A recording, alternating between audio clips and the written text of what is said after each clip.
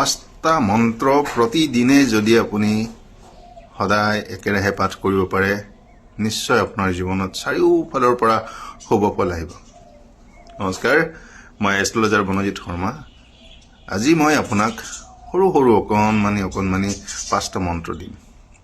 এই পাঁচটা মন্ত্ৰ আপুনি যদিহে 108 বাৰকৈ পাঠ কৰিব পাৰে নিশ্চয় ভাল, আৰু যদিহে নোৱাৰে 51 টাইমছ কৰক, 21 টাইমছ কৰক, আৰু যদি সেয়াও নোৱাৰে তেনেহ'লে 11 টাইমছ 11 বাৰকৈ প্ৰতিদিনে উচ্চাৰণ কৰক। একেবাৰে সহজ কথা। তো মন্ত্ৰখিনি মই আপোনাক বুজাই দিওঁ।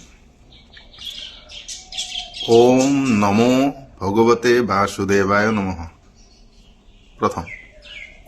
দ্বিতীয়, ওম গং গণপতয়ে নমঃ। ওম গং গণপতয়ে নমঃ। তৃতীয়তে হ'ল ওম দুং দুৰ্গায় নমঃ। ওম দুং দুৰ্গায় নমঃ। ওম শ্ৰী মহালক্ষ্মী নমঃ। আৰু একেবাৰে শেষত ওম ক্লিং শ্ৰীকৃষ্ণায় নমঃ।